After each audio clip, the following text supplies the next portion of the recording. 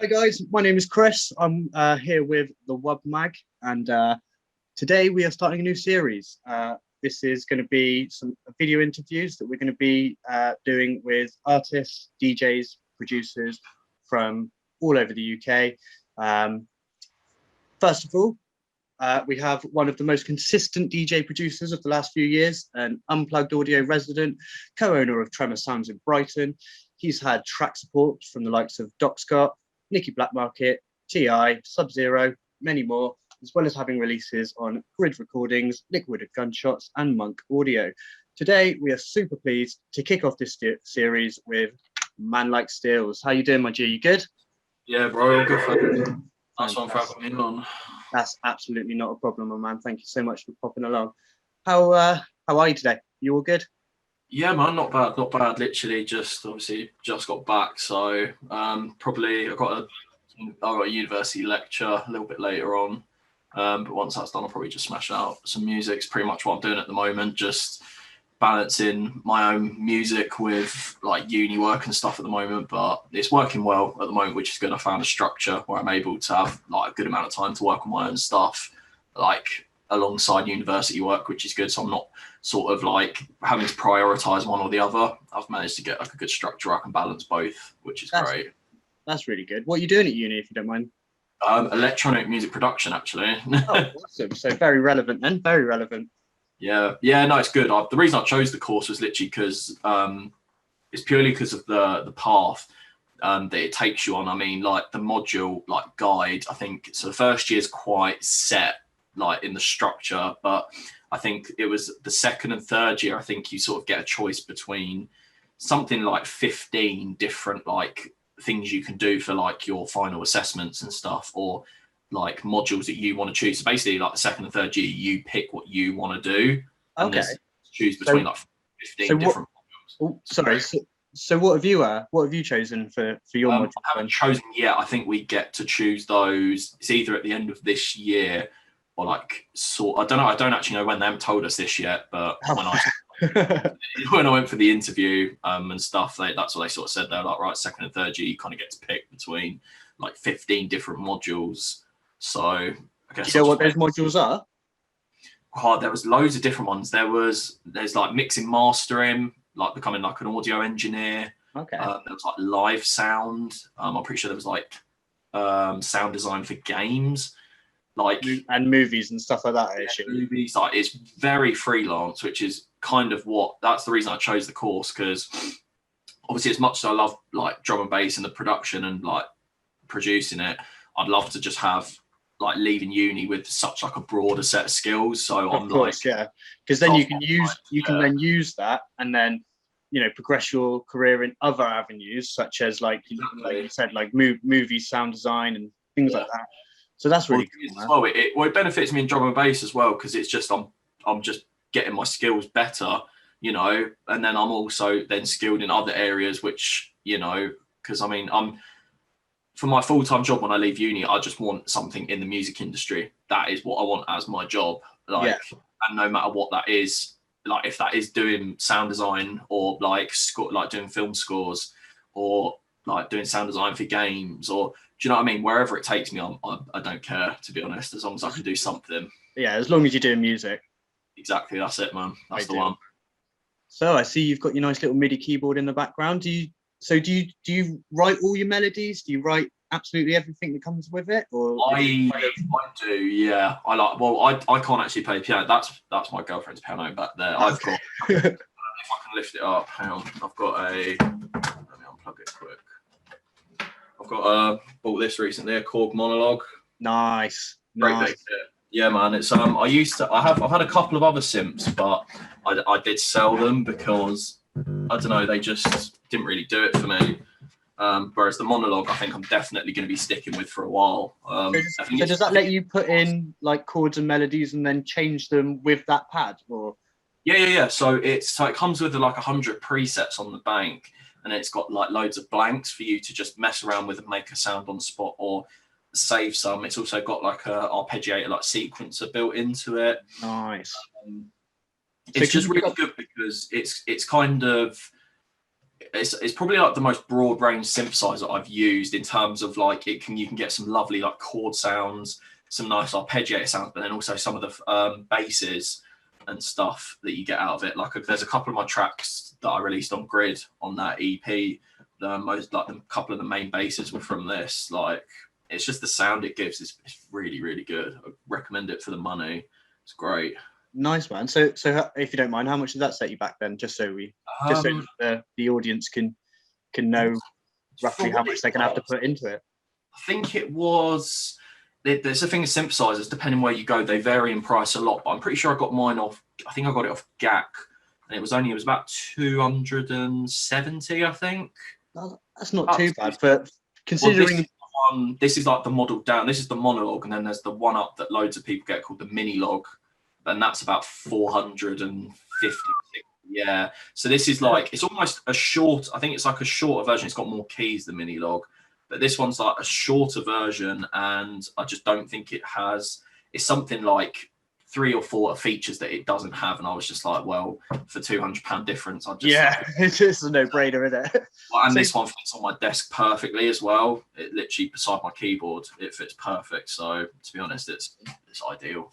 Ideal. So what are you using to produce at the moment? Have you stuck with the same thing from the beginning, or have you kind of bounced around? Always used Logic Pro X, always. Nice. Well, I started on Logic Pro 9 when I was in school. So my first introduction to a DAW as such, I would have been, I think it was about 15 at school. You know when you just kind of I played drums at the time. I was more of like a live instrument person at the time. That's what I loved. I playing drums, and then that's the thing. People ask me how I got into drum and bass and like production. I can't actually remember. I think it was a slow process. It wasn't just like click, this is what I want to do. It was like a very slow process of getting introduced into different things and realizing like, this is what I want to do and what I love. It was very much the same for me, to be honest with you, man.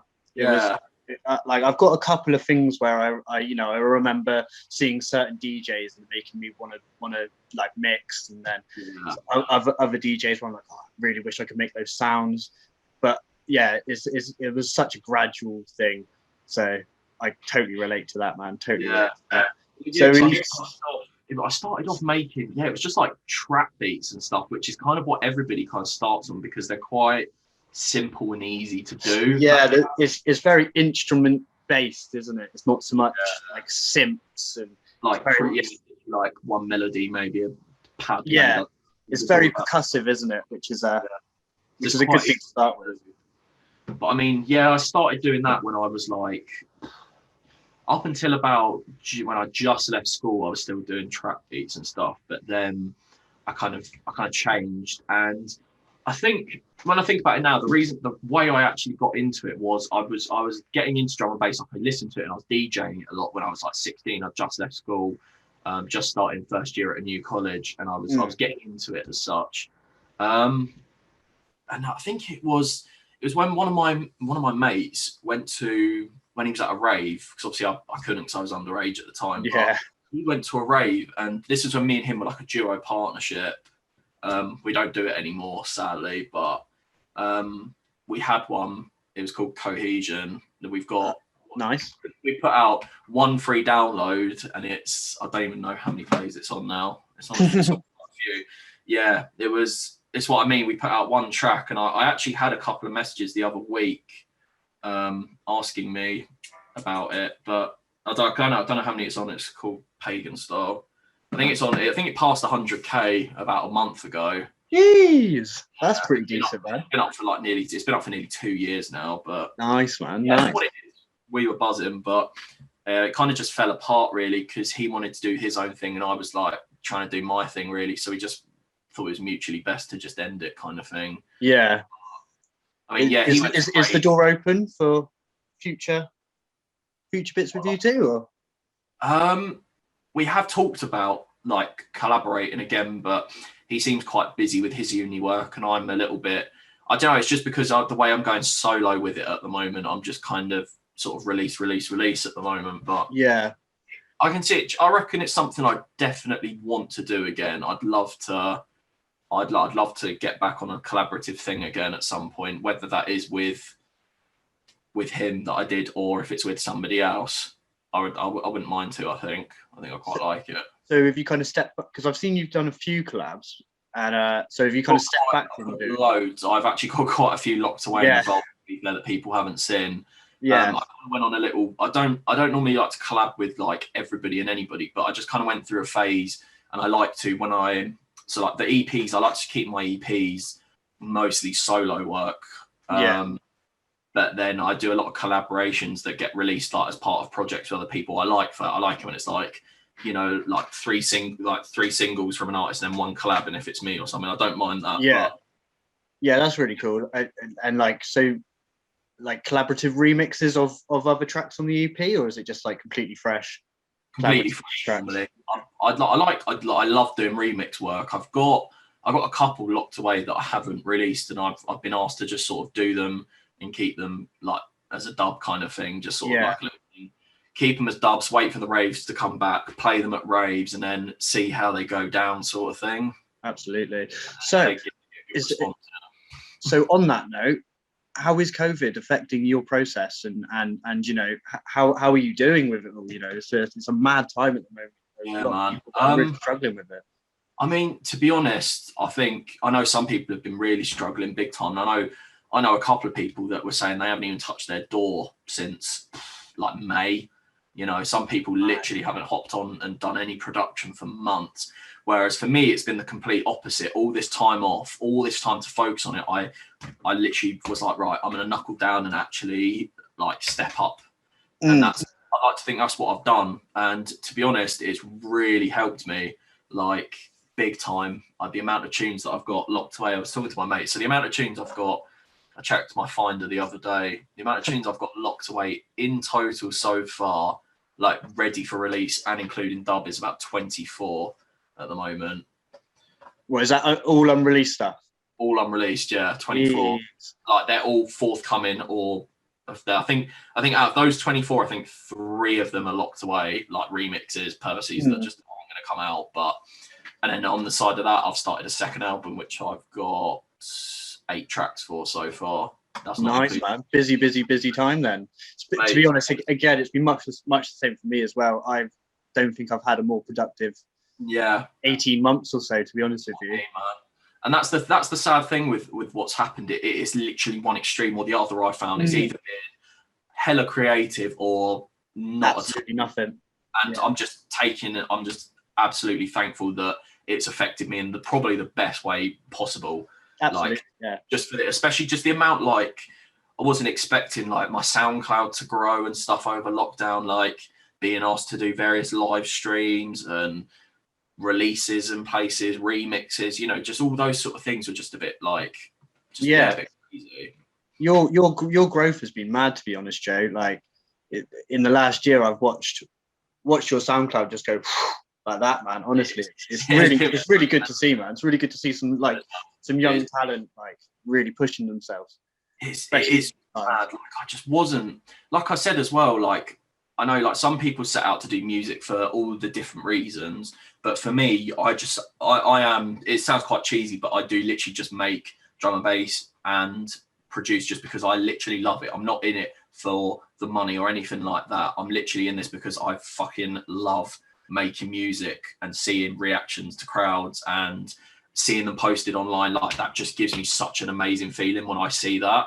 Yeah, I bet, man. I bet. So I bet you're really looking forward to get back in front of a crowd then. Mate, honestly, DJing is probably one of my favorite things. Like I actually love, especially well, this is what I mean, man. It's been since March. The amount my production has changed since March. And I used to get excited playing my tunes on rigs. The amount of, like I was saying, man, the amount of tunes I've got locked away that I can't wait to play and test on a rig. I could probably play a full set of dubs and you probably wouldn't even know. You know, I've got that many ready to play. Like, so have you got decks and stuff at home? Are you keeping up with the DJing, or is it something you kind of so I've got an XDJ RX, but it's at my mate's house at the moment.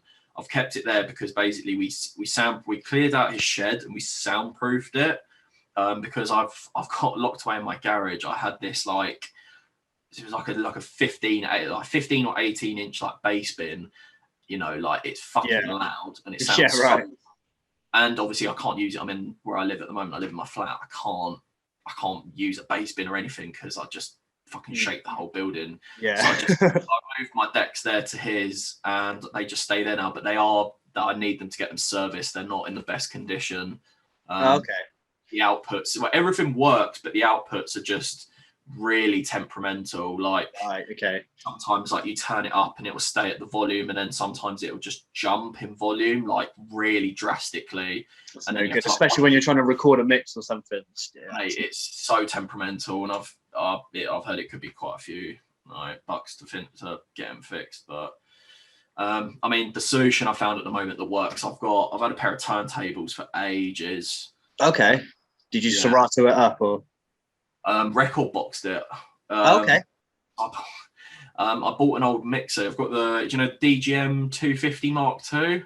Jeez, that's old school, bro. No, the 250's old. It's the Mark II. So it's like, when Pioneer did that range of like, when they had the DGM 750, they did the Mark II where it was like sized up, but still like cheaper than like a DGM 900 or something. So it's How many channels is that then? Huh? Oh, it's only two. Only the 2-channel, yeah. It's got that like DVS thing built in, which is digital vinyl system, which is fucking amazing because there's only like 3 or 4 mixers that have that built in. Because basically, if you don't have that built in, you have to buy that like little box, like a little adapter. It's like 200 quid for that box. Whereas mine is just because mine has it, I just USB, literally, a bus USB from the mixer straight into my laptop, done, ready to go. And then Have you got any mixes like recorded or planned, or do you? I've had loads of people asking me for mixes, but because my decks are a bit fucked, and with me, like I can hold together a mix on the turntables like digitally. So I've got them hooked up through the record box timecode thing. I can hold together a solid mix, but it's not to the standard where I'm like I wouldn't want to record it and put it out. Yeah, of course, man. The style I mix on CDJs is completely different to how I mix on turntables. It's almost impossible to match up those styles, to be honest with you, from my experience anyway. I don't like, because people know me for how I mix, like down here in Brighton and just most places people have seen me DJ, they know how I mix on CDJs. And the thing is, and I'd hate to put out a mix and then have to just specifically say vinyl, like Stillz blah blah blah mix vinyl mix, but then everybody's hearing digital tunes. It's like, what? Well, you're not vinyl then. It's a weird one, isn't it? It's just not for me. I'll practice on them at home. I've got like loads of records and stuff. That's how I used my turntables originally, and then I realized I was like, hang on a minute, we can time code this. I googled my mixer and then realized I was like, oh shit, like it's like timecode compatible and stuff. So I just USB and I'm ready to go. Opened up a whole new world of possibilities. I got lucky with that mixer, right? Because it's not even broken. Basically, the right fader, if you push it all the way to the top and like hold it, then the sound cuts out. So there might just be dust in there or something. Yeah, it sounds like it. I had a mixer that was like that. You had to have it on like 8 or something, and then it was up full volume. So weird. No, not even with this one. That's what I mean. I can push it to 10. It's just if I hold my finger like on it when it's at 10. So all I do is just push it to 10 and then let go. Right. And because it was broken, my mate was going to send it off for service. I bought it off him for 50 quid.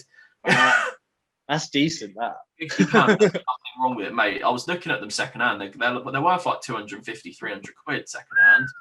And he gave it to me. Your mate did you a solid then, didn't he? Honestly.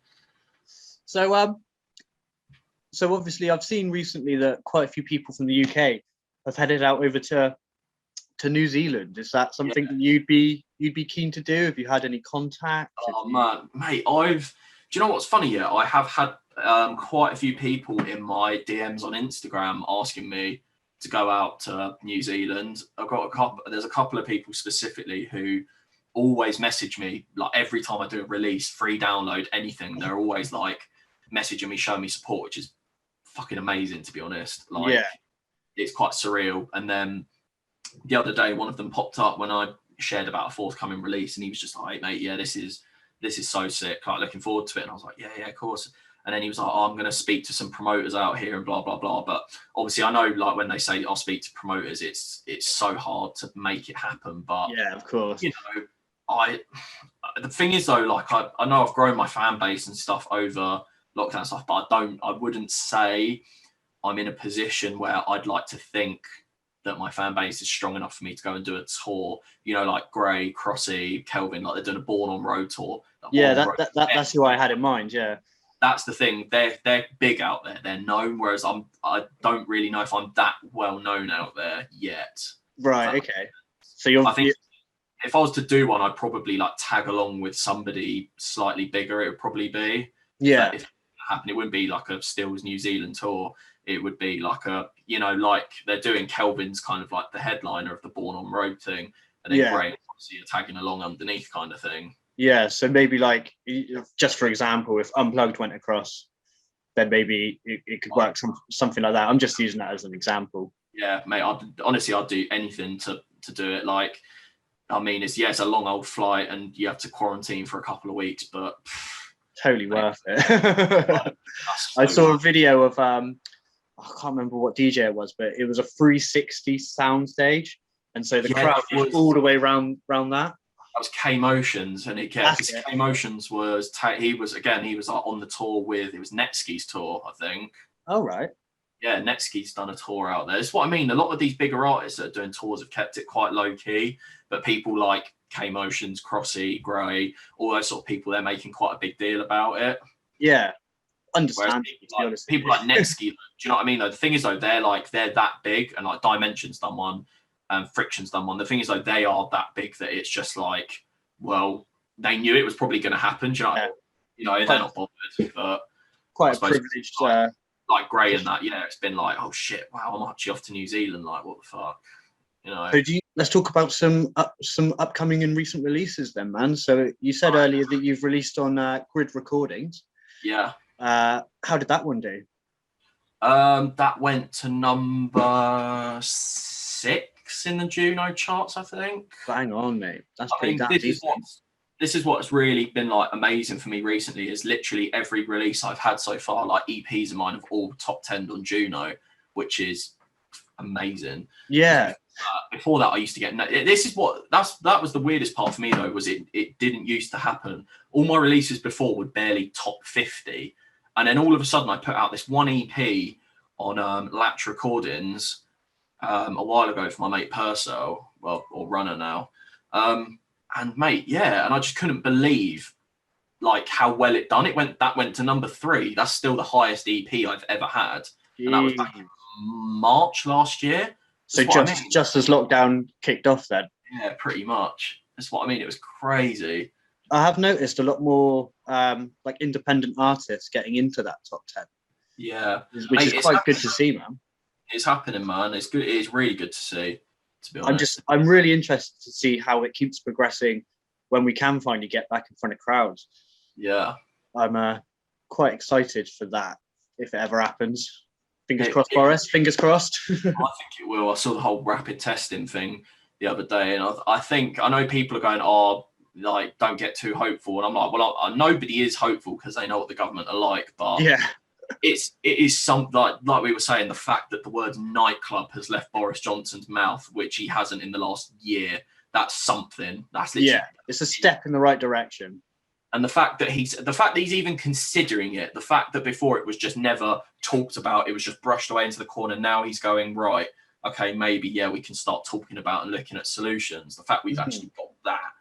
Like, I think that is definitely... Well, this is what people were saying from the start, though, about that. They were saying this was the best way from the start, is a rapid testing thing. I swear, I saw an article about Barcelona did it or something, where they tested people on it, like 48 hours before, and then a test on the day, all negative, whatnot, went in. Then everybody took tests 2 days later after the festival. Everybody came back negative because everybody who was in there was negative. Yeah, so it sounds like a good way of ensuring that people are safe, as well as being able to have a bit of fun. Because the thing that I've noticed, for me personally, I am dying to get out in front of the stand. Oh my god! I need 30 hertz of bass in my face. I mean, I know it's been a bit naughty, but I know me and a couple of others, we've been to a couple of like free parties and stuff. But when we attended them, they were like, do you remember at the time around the summer when the cases were like something like 4 deaths a day or something? Yeah. Remember when they were like stupidly low and all these parties started popping up and it was so hard.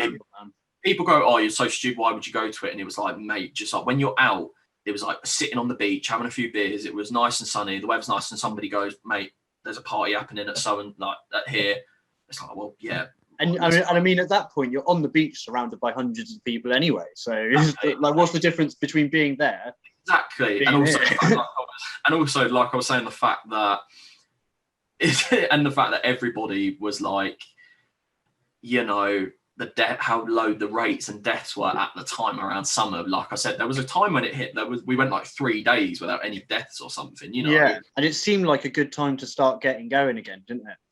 That's the problem, and then it kicked off again because I think so many restrictions eased, but all at once. Yeah, there was no gradual easing. I know they're talking about easing restrictions like gradually, like they have done, and to be honest, I think that's probably, I know some people don't agree, but I personally think it's probably the best thing, especially while the vaccine's being rolled out. Like, yes, it's been rolled out to fucking loads of people, like they haven't messed around, but I feel like if you do it slowly, it's just still that big time gap between each milestone of easing things. More people are protected. Yeah, of course. It makes sense, I suppose. But I read somewhere that they're hoping to get, you know, everyone that wants it, everyone that's going to get it, done by August. So yeah, well, they were talking about September, and now it just seems to keep getting closer and closer because they fucking rolled it out. Like, I think my dad was saying he's probably next in line in the next week or two. Like, my dad's had his first one. My mum's just about to go in to get her first one. Nice. They haven't had any. My dad didn't have any side effects. So I mean, my girlfriend had hers because she works. She's like studying midwifery, so obviously she's like back on placement next month in hospital. So she has to, yeah. She had a bit of a headache, felt a bit drained for a couple of days, and then she was completely fine. Right. Well, that's. I mean, to be honest with you, that's normal with vaccines. From my recollection, I mean, I only really had meningitis and BCG and stuff like that. Yeah, I did feel a bit rubbish afterwards. So I can't remember when I last had one, but like, yeah, I had all mine when I was a kid. You know what I mean? Like everybody did, but fuck knows. But I mean, yeah, like I said, it's a bit of hope, which is great. It's just something we haven't had for a while, and I think, yeah, the whole rapid testing thing is definitely the way forward to get us back to the clubs as soon as possible in the safest way. Absolutely. It's because of how much money it generates for the economy as well. Something like 5.5 billion, isn't it, or something a year? I think I saw yesterday. I saw like I can't think of how to describe it, but basically the arts industry as a whole is like 4.65 billion, and they've sacrificed that to save the fishing industry, which is 435 million. No, and they've still managed to bugger that as well. I'm pretty sure they finally realised like what's going on, haven't they? Pretty much. But I'd like to think so. Hopefully. Yeah. But, I mean, yeah. So releases wise, so we've recently had Grid. How long ago was that? That was 18th of December. That was. And then my last EP came out. What's the date today? I saw one that came out on the 4th. Yeah, that was on Liquid and Gunshot. So they're Canadian, I think. The guy hit me up. I personally haven't heard of them, so I'm quite. I'm going to go through their discography later. They're quite low key. I think basically the guy who runs it is he's part of this thing called Dungeon Crew, who are on Lion Dub. Okay. Because Lion Dub's Canadian. I think drum and bass is pretty big out there. They've been going hard over lockdown, haven't they? Lots of free downloads from Lion Dub. Yeah, Lion Dub haven't been messing around, to be fair. They fucking not at all. But I just thought, I was like, you know what? Because the guy was like, basically, we'll get him.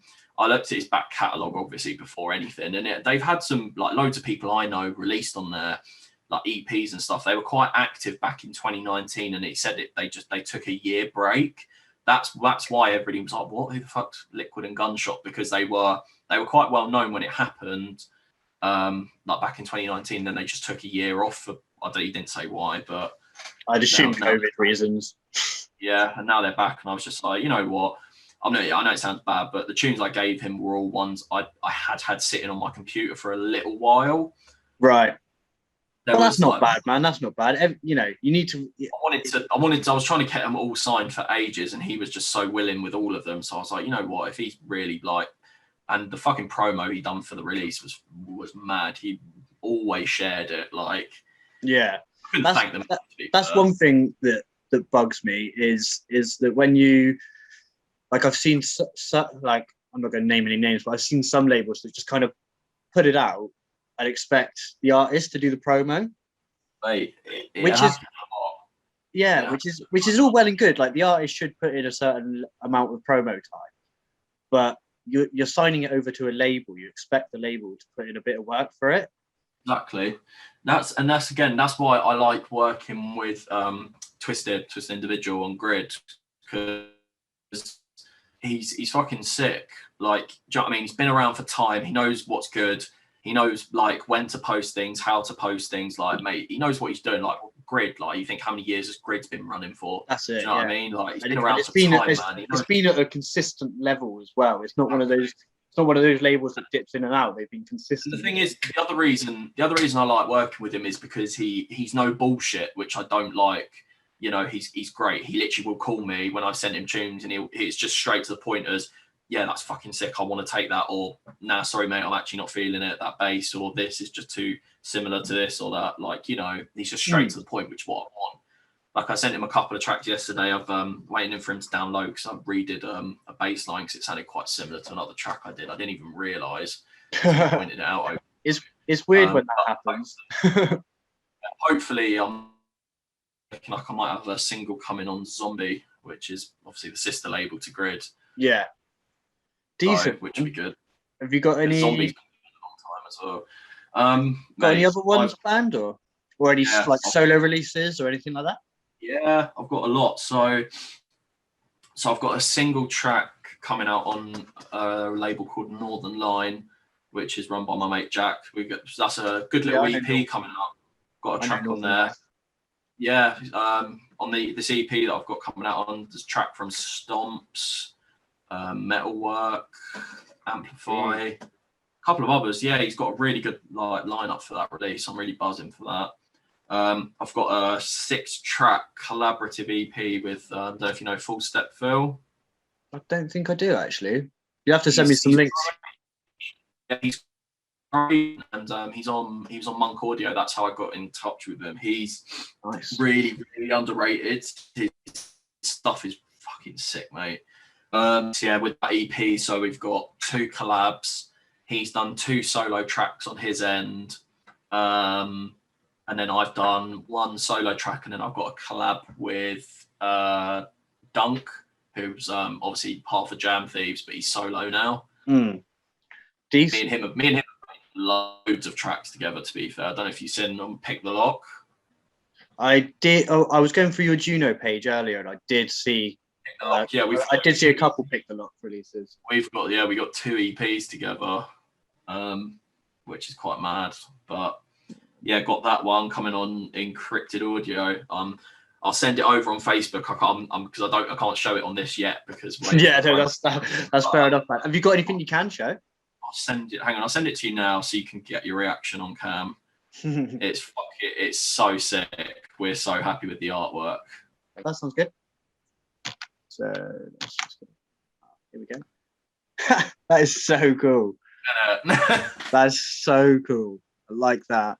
Can't really, obviously, not really saying much at the moment because we're keeping it quite low key. But yeah, that's we're just waiting for the promo to go through and stuff and get an official release date. That's looking like beginning of April. That is, which is good. Mate, I love that. The effects and stuff. Oh wow. It's yeah, we were saying that. We were like that, we reckon that could do well just purely based off that artwork alone. Absolutely. So who did that? Are you allowed to say? Oh, I can't remember. He's linked him before. He's messaged me on Instagram actually.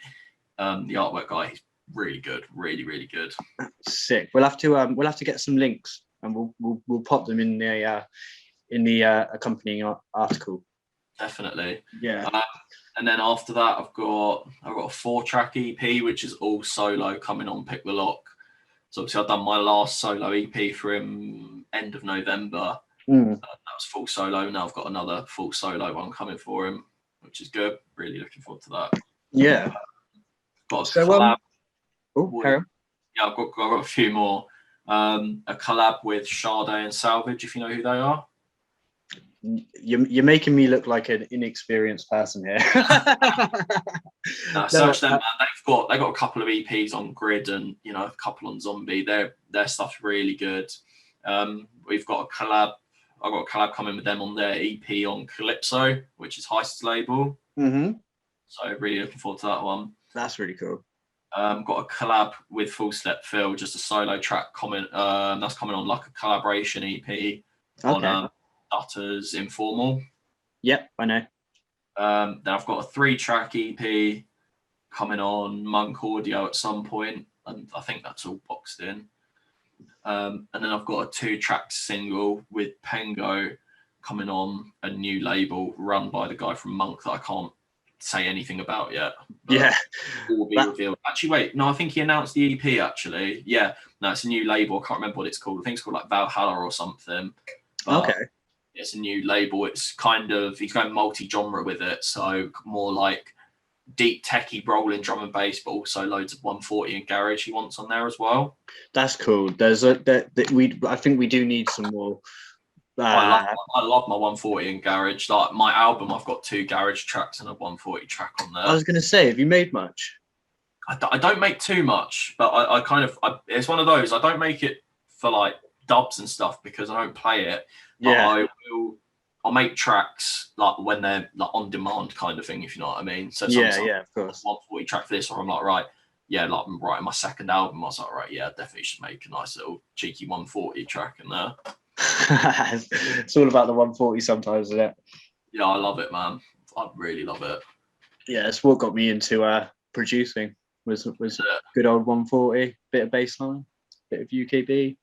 Yeah, I'm about all of that, to be fair. That's what I mean. It's what me and like my mates, like our friend group is literally, we're predominantly drum and bass, but we love all the like off me nuts stuff and like the wobbly bass line stuff and like deep dark 140 and since I put up the status asking for like releases to review and people to interview, the amount of really good old school style UKB that I've been sent is, and nice. I'm sat there like, God, I didn't expect this.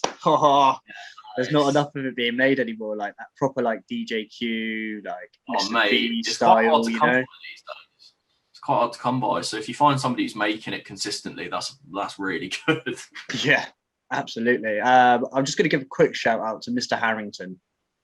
If you don't know who that is, go and check.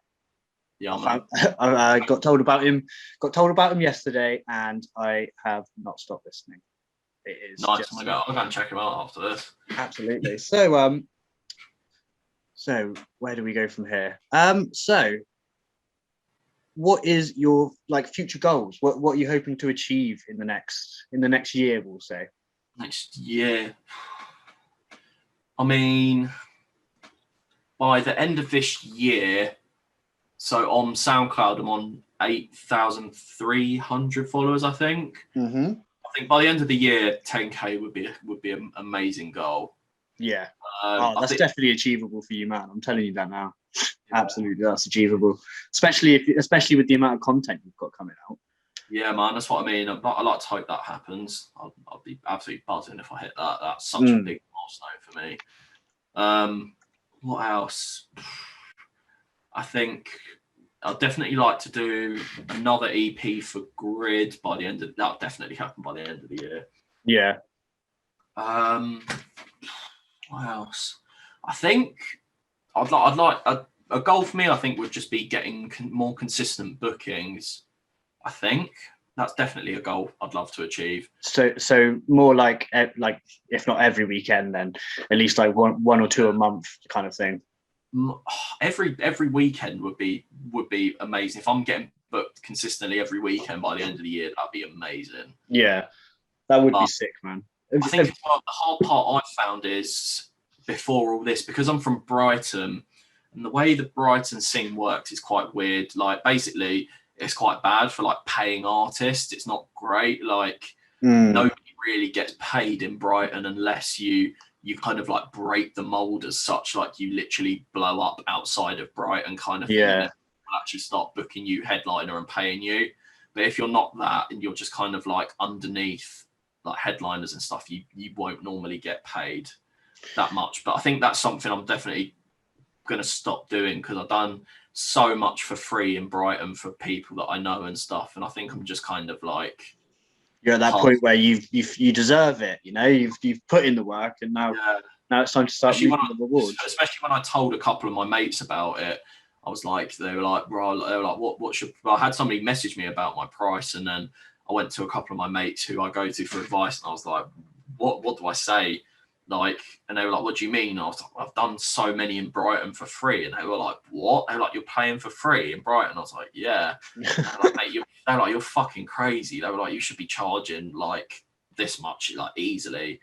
And then, but I think that's my problem. I've always been scared to kind of overcharge in case I feel like I'm ripping somebody off. And then, you know, they spread the word of, oh, don't go and book so-and-so. He quoted me this much, and that's fucking ridiculous. And I just don't want to be that guy, if you know what I mean. It is a difficult thing to start like thinking about how much you want to charge. Like, I've as someone who's like booked events and things like that, it's one of those things where if you get it wrong, like you say, you're gonna scare people off, and it could but then you don't want to like underprice yourself, and then you don't want to undersell yourself. You underprice yourself, and then a promoter just straight away is like, yeah, that's great, yeah, we'll send you the money now, and then you think, oh, hang on a minute, I probably should have bumped it up by this much, because that was quite cheap. That's it.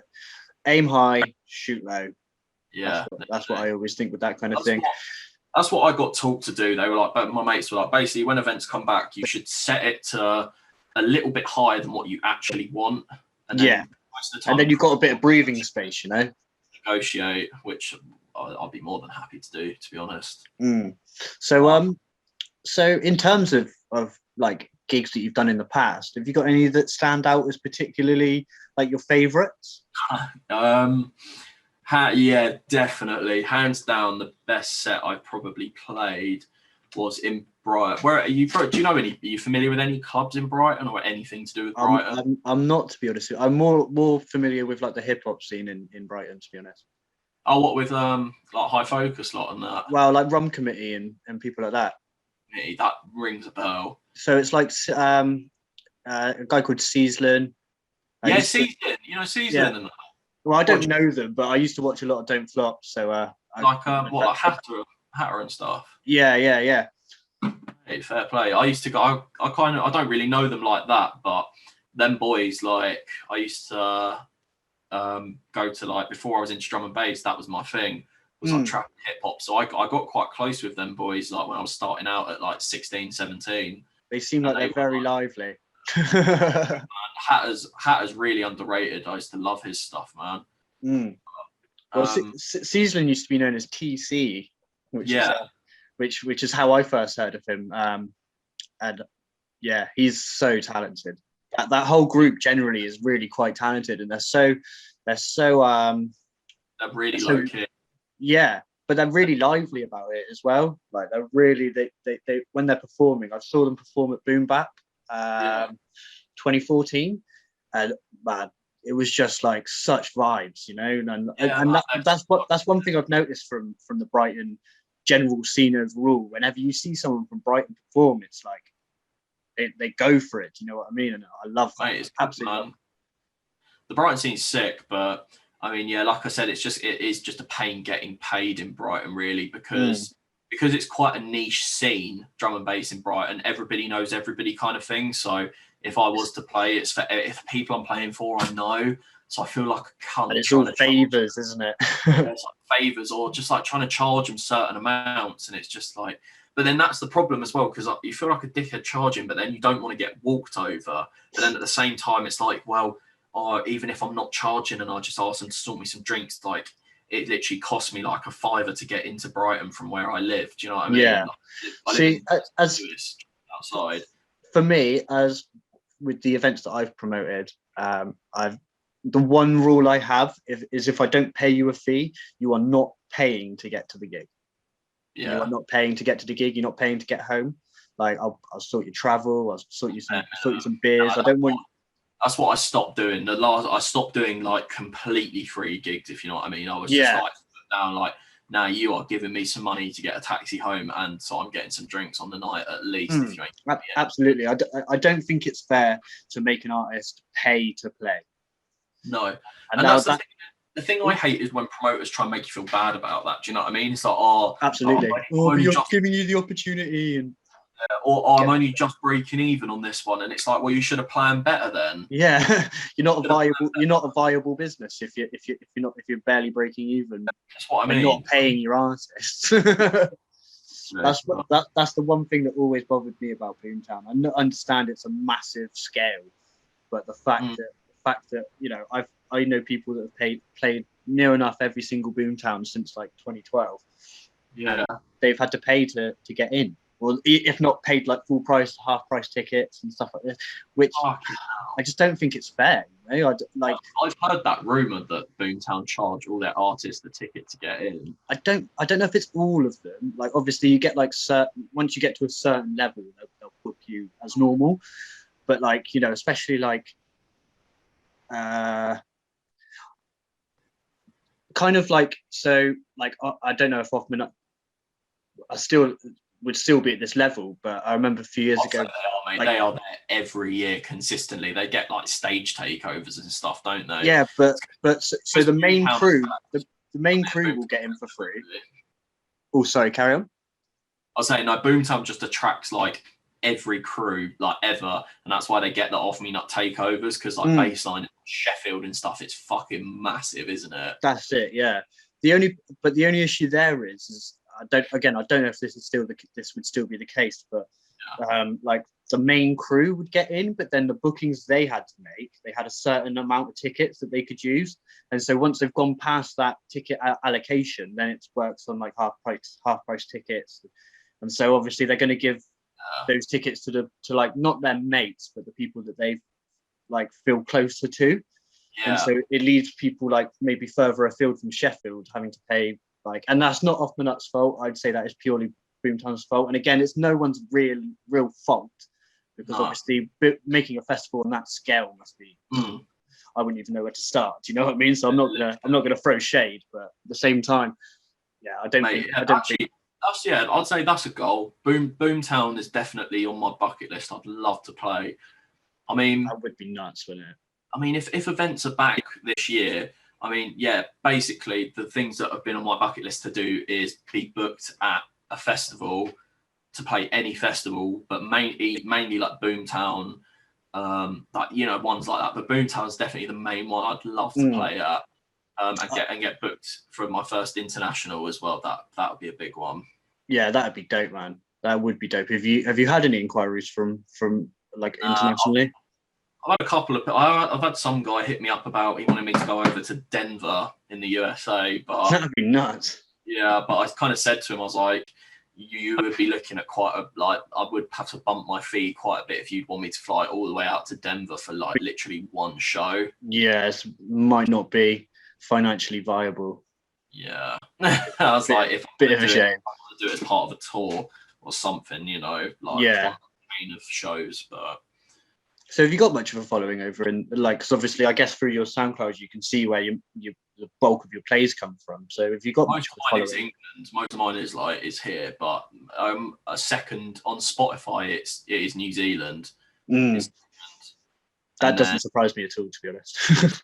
Yeah, New Zealand are like, I don't know, me and my mates are talking about this, but we think like the New Zealand scene is all good and that, but it's quite funny. We were all saying they're kind of like 3 years behind us. Like the sort of tunes that they listen to and the sort of tunes they like, they're kind of like, it's called like D&B All Stars, like Foghorny kind of stuff. Like they love all that, and that was obviously Foghorns and stuff were quite big here like 3 years ago, weren't they? Yeah, so, now it's gone to a much more rollery, like deep minimal techie kind of. 2018, yeah, it was, wasn't it? Do you remember you had like all the like Serum stuff and like Voltage stuff? It was all the like proper like Foghorny. Yeah. That's when Benny L kind of blew up, was 2018, wasn't it? With all the fucking Yeah, you are right. Yeah, that does sound about right. 2018. And that's what we loved, and they love that stuff out here. Whereas here now, that's just like nobody likes that sort of stuff, really. It's weird, isn't it? Like it's crazy how quickly things can come in and out of fashion, especially in the drum and bass scene, where everything's like progressing so quickly. Yeah, I think it's crazy. But yeah, so, no, I'd say, like I was saying, so probably my favourite gig I've ever played was in Brighton. There's a club called Concord 2. It's the biggest one in Brighton, probably. Oh man, like, put it this way, playing Concord 2 main room is kind of like every Brighton DJ's like bucket list thing. Okay.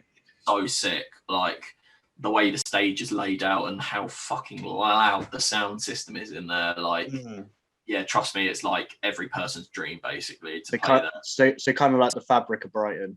Literally, yeah. And basically my mate was going back to back with one of my other close mates. Like he's like, you know, my best mates that I know. And he was like, oh, my mate called me. I was getting ready for a night out.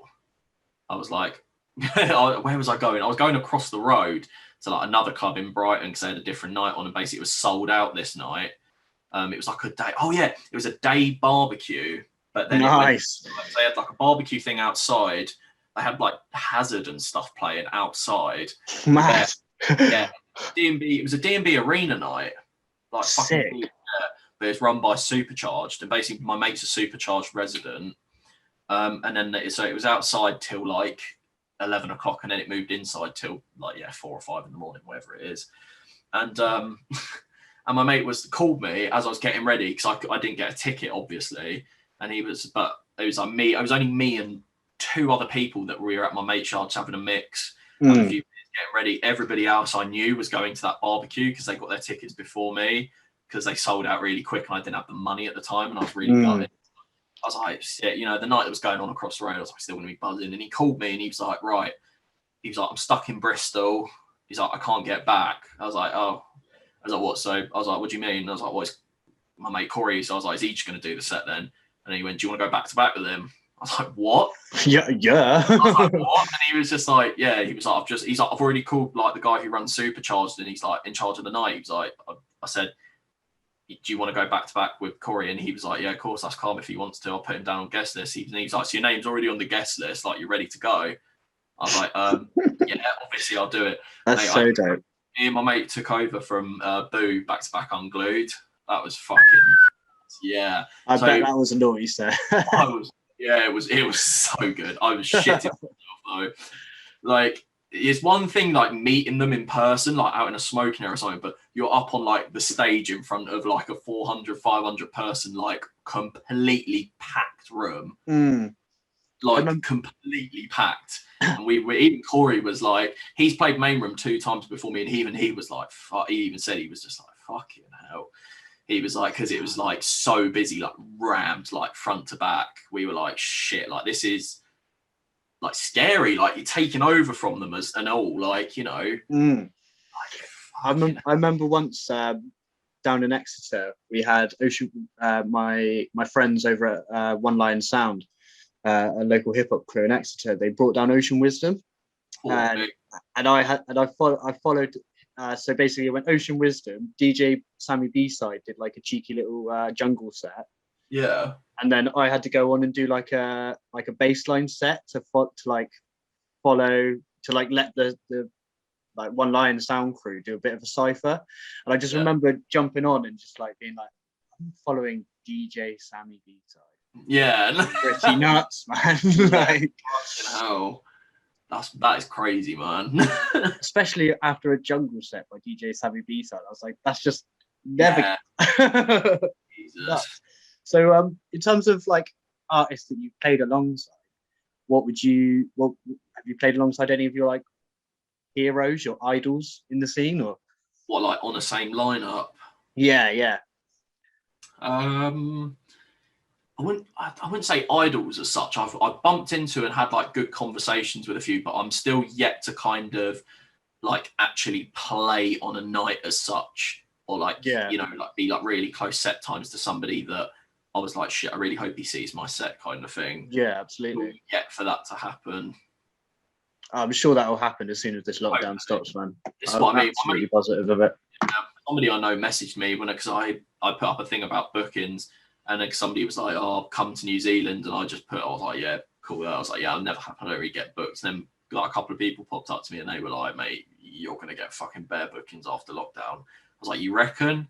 And he was like, "Mate, I reckon you." I'm sure of it, man. I've seen. It feels like every time I've gone to like any of the drum and bass groups, any of that, there's always Stillz at some point in the news feed or on SoundCloud. Always in the related tracks. You're everywhere, man. Honestly, you really are. And that's what I mean. The thing I'm just most happy about is knowing that that's happening right now, and I've still got, like I was saying, mate, all those releases like still to come. Yeah, by the time we're allowed to, really go hard in the rave scene again, I'm absolutely positive that you'll be getting booked. If not every weekend, then certainly every other weekend, man. I love that, man. That's literally my dream. Like there's something about traveling and playing sets. I fucking love it. There's just about traveling. I actually love doing it. Where's the furthest you've gone for a set then? I was supposed to be going up to Birmingham in April, which was really gutting. I was looking forward to that. It was an informal night. It was like me. Yeah, it was like me, Dutter, Stomps. Like a few big Donnies. Kai, Traumatized, I think, were there as well. That would have been dope, man. Oh man, I was so buzzing, but that night's just been cancelled altogether now. Like it's not even going to happen after lockdown. Yeah, I was booked for my mate Ali Monster was putting on a show for his birthday, and he had like Billion, Ed Cox, like loads of crazy names, and yeah, that got cancelled. That's fuck, absolutely gutting. I actually had a few. Like I was saying, I couldn't believe it. Like as soon as lockdown happened, I had like at the end of March, I had like a string of like 4 bookings in a row, and a few of them were like like across the country kind of thing, and it was just mad. And like I was saying, man, that's what I mean. Like if that happens after lockdown, I do start getting like bookings like that flying in like across the country and whatnot. I'll be so buzzing if it happens. Well, like I said, with the amount of releases you've got coming up, then I don't see that being an issue whatsoever, man. So in terms of the releases that you've got coming up, is there anything that you can show us? And is there any particular release that you really think people should keep an eye out for? So after this, I'll preview a few tracks that I can definitely show. And I mean, I'd say the ones I'm most happy with to keep an eye out for would be, I'd definitely say the Pick the Lock EP. That's coming out something like 26th or 28th of March. So right at the end, that's one I definitely want people to keep an eye for, because I'm really, really happy with that like body of work. And what else? I'd also say, that 6-track EP with Phil with the cool artwork. I'm really happy with that. I can play a couple of tracks coming on that, definitely. Sick. Sure. I think I did turn it on. Yeah, there we go. Nice. What's that? 99 dub? Yeah, do you like your hard like jungle? Yeah, I do, man. Yeah. I'll preview this. So this, I'm waiting for Twisted to get back to me on this about for Zombie, but yeah.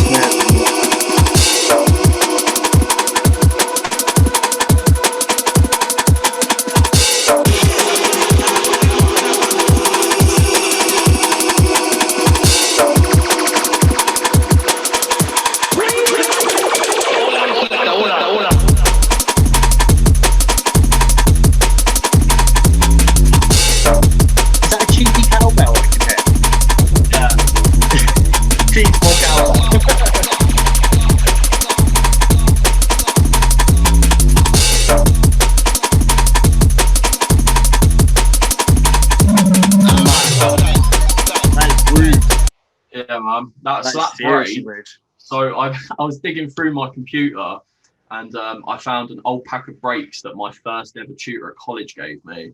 Right.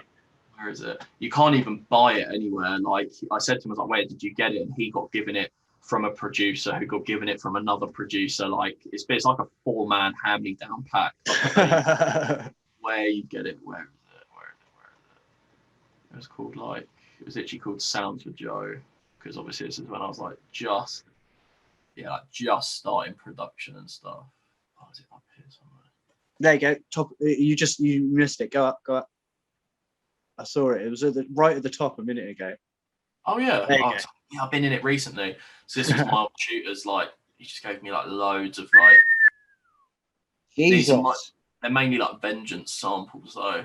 They're a bit more like EDM-y, but this one is literally just called Vinyl Breaks. Like vinyl, so 60 vinyl fills in there, 178, 432 in here. Like all of these, Dirty Soul, and there's like look, all of these,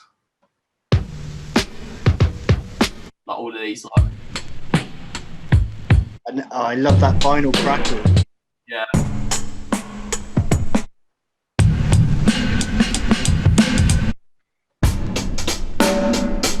Like they're all just proper old school, like vinyl cut breaks, and I just took one from that pack and time stretched it down like so quick. Yeah.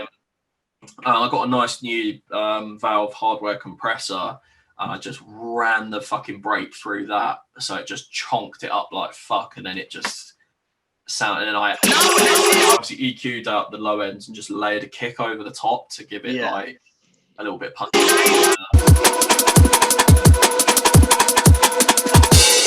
But yeah, no, the reason I was most happy with that track is because that break specifically, mate, I've never heard anybody use that break before. Yeah, well, I love the cowbell, man. Every track needs more cowbell. I mean, the thing that gives it the groove about using breaks like that is because they're live played.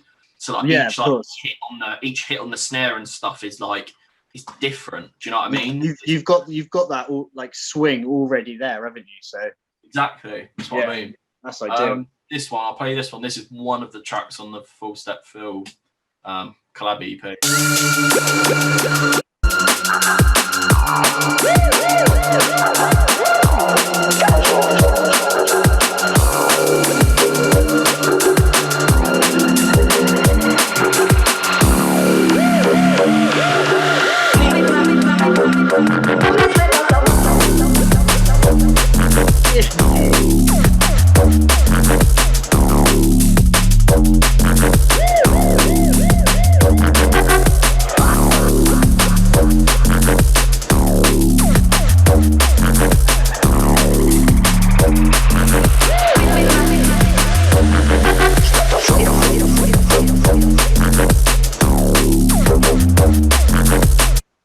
That one, dude. That is rude. That is so rude. Yeah, man, I love that. Like, I love that. Like, doing that. Like first noise. Where it's like, that's one of my basses I made actually. That's seriously rude, man. It's in my new stems pack. That's what I started doing recently. I just keep a pack of like brand new stems, just like ready to go, always, and I just keep it updated constantly. Yeah. It's like squared sub. Yeah, that's it. Literally just a square wave, just with like an envelope on it. It's really simple, but it just sounded so sick. Yeah. I've got loads of my stuff in here, like all my drums. It's like live kit. So this as when I because obviously I played drums, and I got to go to the studio back in November, and I managed to play. They were played a lot slower, but I time stretched them. Yeah. Like they're all. That's so cool. So do you play any other instruments, or is it just drums? A little bit of bass guitar, but that's a bit kind of self-taught. Like I can jam on it, but I'm not good, if you know what I mean. Yeah. And then this was like a live snare that I did. I cut the snare from one of those breaks, and I just processed it like through my hardware compressor and stuff, and and then it was mainly from using the fade tool on Logic. I managed to like shape the snare so it almost sounds synthesized, but it's not. It's me playing it live. Like that's a live snare that I was playing. That's decent. Like you can imagine with a bit of processing how that will sound. Yeah, I mean, I've recently got an electric guitar and an audio interface, and I've been meaning to get some stuff recorded in, but it's just... Mate, do it. I honestly, it was so sick when I started doing it. This is the break I use from the 99 dub. Yeah, you can hear that cowbell. And I've got this one playing in there with it.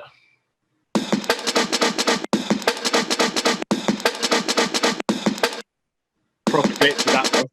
You can hear as well. That's the thing with my breaks as well. Like they're not like always like on point. I like them when they're slightly swinging and stuff. Yeah. It gives it such a different feel. I don't normally, but yeah, I do with when I'm making jungle and breaks and stuff. I don't like to put everything like exactly on, if you know what I mean.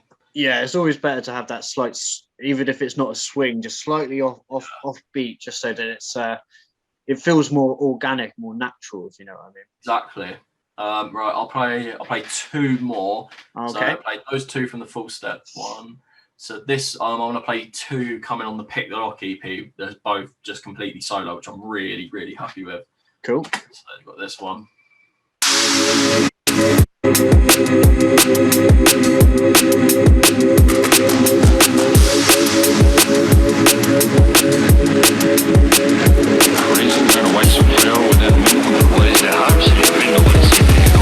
Don't be too sure of that.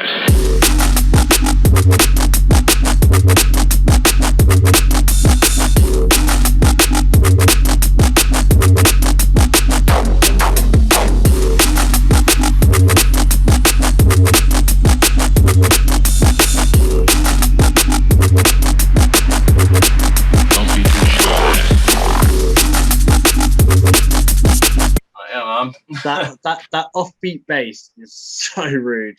I love that.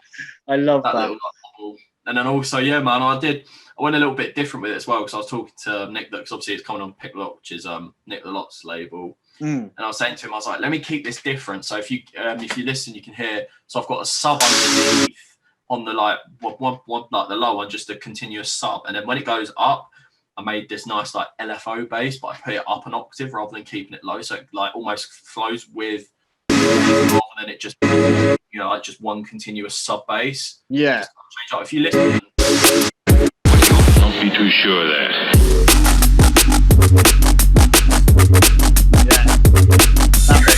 goes like whip, whip, like it literally is like a pulsating like LFO bass. It goes like whoop, whoop, that's really cool. It flows with it as well really nicely. Yeah, I was really unsure of it at first, but then the more I kept listening back to it over and over again, and I convinced myself that it sounded all right. So, and then this is the last one I played. So this one, I sent it to a few people for like live streams and like reactions and stuff. And every time I sent this out like to a few people early on promo, this track had like the best response, if that makes sense. Like most people have been like, yeah, this is the one. Like they like most. All right, let's go. Put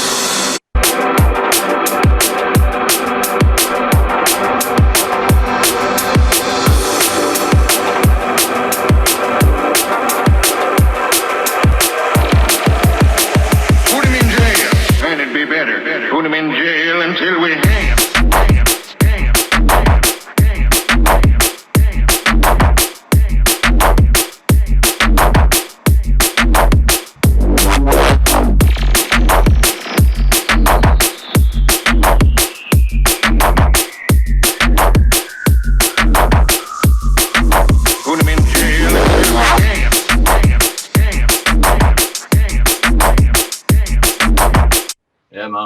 That's so rude, man. Mate, I'm really liking that. I'm really liking that. Got me very excited for these recordings, man, I tell you. Play you one more of the EP. This on the music. This is like the title track of it. It's a bit more like different. It's a bit kind of like deep and techy. Cool.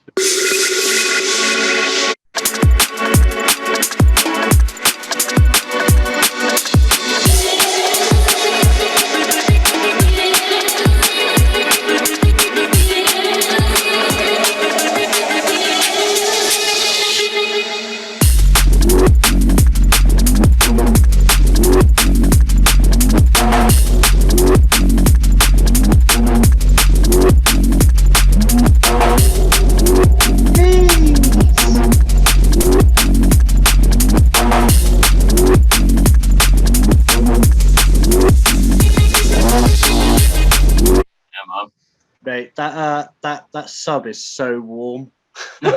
That's so nice, man. That's like that's super cool, man. Stuff that I use in like every track. So Seriously, this one's one coming on Northern Line. This is kind of similar, like deep and techy.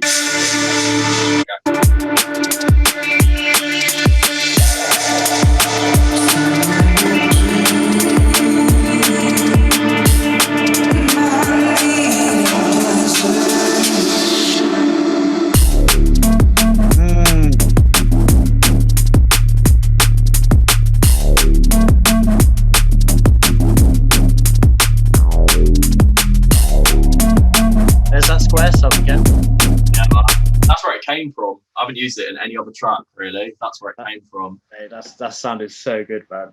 I'll tell you what. I'll give you one more. This will be the last one. Just mate, we can keep going all day.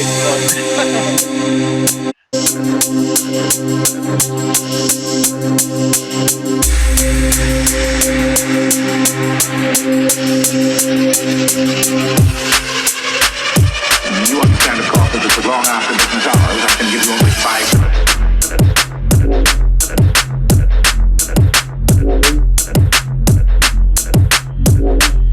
Yeah, boy.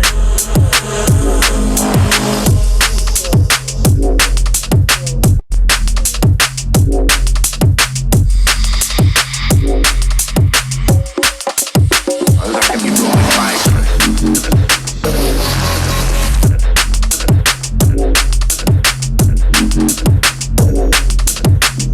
So yeah, that's the thing, especially with minimal tracks. That's how I like to keep mine interesting. I do those little subtle like switches there, and then those like the subtle little changes in the mid basses, but it's nothing like outrageous, if you know what I mean. Absolutely. Do you know what really stuck out there for me? That little 4-bar, like 2-bar break just before the second like phrase. Yeah. Where that it's little What way bits it goes like. Hang on. I know exactly. No, just before that.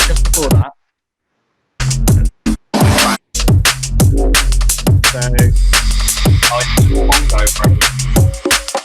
this bit. I can give you only 5 minutes. The bit just before it goes into the second phrase. Where it sounds like it's tom-toms or something like that. Yeah, so it's bongos. That's it, bongos, yeah. I love little bits like that because it takes you out for a second and then you're straight back in. I love it. Yeah. So originally it was that like hard rolling break the whole way through, but then I realised it sounded better stripping it back to just like quite minimal as soon as it hits, and then at like 41 that like the start of the shuffles and stuff start coming in. But yeah, man, that's so good. So what we'll probably do for that little section, again, we'll cut this. Yeah. So what we'll probably do for that section is we will find another visualization to use. Yeah. Just so I left up the little square when I'm playing it, so you could just like crop that and have something in the background. I don't know. Yeah. I just don't want to put all of your like desktop on because obviously it's got fair enough. I don't want people to know about and all this kind of stuff. So yeah, that's all good. So it would actually, because I think when I shared the screen, I had the conflicting. It literally says conflicting views LP bracket second album on the desktop. Yeah. So, well, yeah, we'll do what we can to make sure that none of your desktop gets leaked. Sweet, man. Nice one.